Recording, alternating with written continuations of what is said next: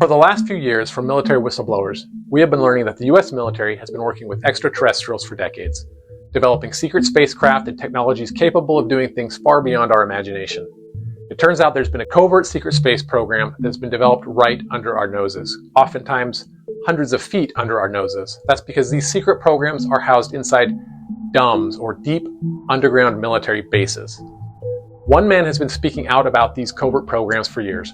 William Tompkins, an aerospace engineer, Navy insider, and whistleblower, who claims that not only the US was involved in a secret space program, but that it was in direct conflict with a malevolent extraterrestrial species known as the Draco Reptilians. Tompkins wasn't just some no-name outsider making bold claims. He worked with some of the biggest names in aerospace, including Douglas Aircraft, Northrop Grumman, Lockheed Martin, and was directly involved in designing classified spacecraft for the United States government. But his story goes even deeper. According to Tompkins, during World War II, he worked with a covert Navy intelligence operation tasked with gathering information from embedded spies deep inside Nazi Germany. What these operatives reported was shocking. The Nazis were receiving direct technological assistance from extraterrestrial races, the Draco Reptilians. These beings, described as highly intelligent, telepathic, and deeply aggressive, were helping the Nazis develop advanced anti-gravity aircraft and off-world bases. The Draco are described by Tompkins as a warlike species that had manipulated human civilization for centuries.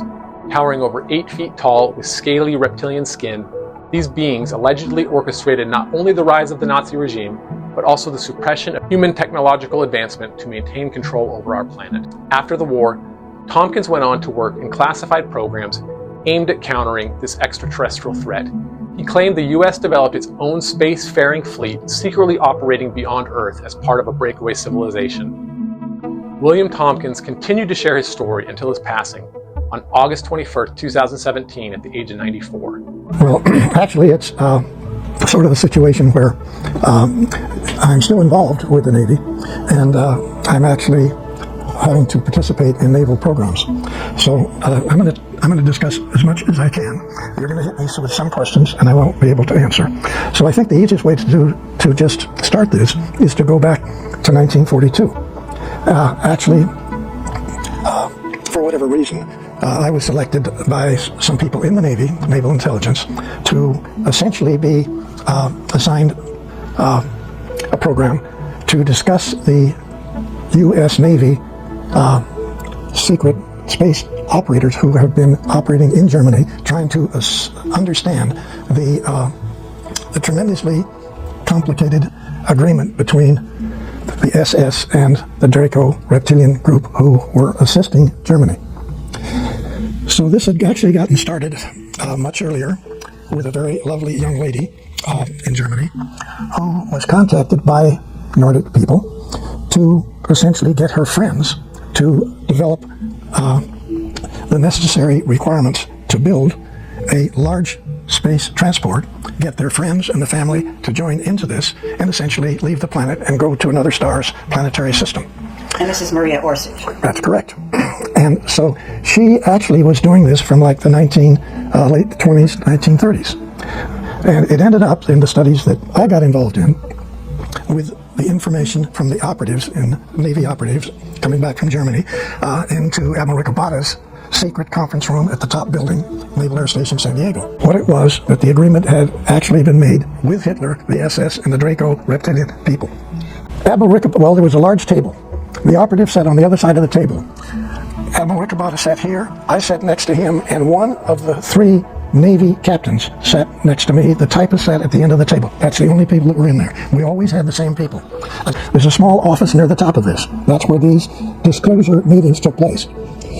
So these operatives then brought back this information, which is even Admiral Ricobata said, "I don't believe one word you're saying, young man." That came up over and over. These operatives themselves didn't believe some of the information that they had to bring back, and so all they tried to do as best they could is present a package of information. Some of it even had manuals, okay? Some of the manuals were in hieroglyphics. All of the manuals were in German.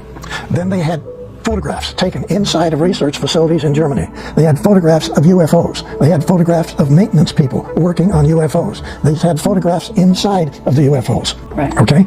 So these operatives would bring back photographs of the different vehicles. They would bring back data. Sometimes documents, all in German, and or some of it in what was then considered to be the closest thing was to be hieroglyphics that we found later on underneath the pyramids. Okay, you're trying to understand not just other extraterrestrial people information, but everything that you're getting is totally unreal to every single PhD on the planet. I have to say, people don't realize what took place in 1942 in the Naval Air Station at San Diego.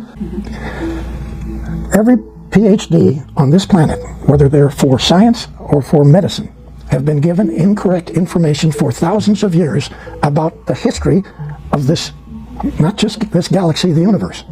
They had been given information which was controlled by Draco Reptilian and other extraterrestrials not to know what was really going on. They don't get what has happened. And I'm not trying to build a story here. All I'm trying to say is, hey people, hey you guys, everybody that's listening to this program, okay? You people have been told for a minimum of 6,000 years total incorrect information. When we got to the moon, we found out a lot of surprises, okay? The Draco Reptilians were already there. And we knew because we had probes when we went non-manned probes that we sent around the moon. So we knew there was a facility on the backside. We knew a whole lot that people didn't talk about. But we were in a position where this moon is not a moon, okay? It's not your moon in the first place. Actually, this is not your planet. This is their laboratory, okay? Right. Okay, the Dracos, you mean, or the Reptilians? Draco Reptilian / Reptilian. And I'm going to ask you what they all look like and all that, at some point. Okay. Because I know. Okay, let's get to when it was it Neil Armstrong landed on the moon, and he said that thing that you heard him say, and Michael wants to get real specific about this. So basically, there were 7 huge craft there, and you said on one of the shows out there, you said that the reptilians actually showed up beneath their craft, and they gave the finger. Okay, they were parked around the side of the crater. Okay, they were not parked on it; they were floating above it. Okay, yeah. So there were hundreds of these 9-foot reptilian guys standing with their legs. Hundreds. Yeah, they were all the way across the underneath their vehicles, Okay, standing so on the crater. And what do they look like?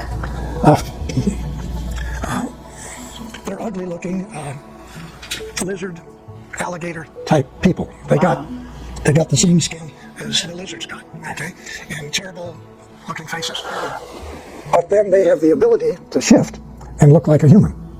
All of them do. Okay. Okay. Do you think von Braun was a reptilian? No. You really don't? No. Okay. Your president, yes. Oh, what? Which one? George Bush Sr. Yes. Yeah. Sure. And Bill Clinton and this guy you got got rid of. Yeah. Yeah. They all were. Right. Okay. So and they all have this ability to make themselves look like real good-looking people. And you're saying Trump isn't one? No, he's not. Okay. Well, that's a relief. And and he knows more about this subject than people realize. Oh, excellent.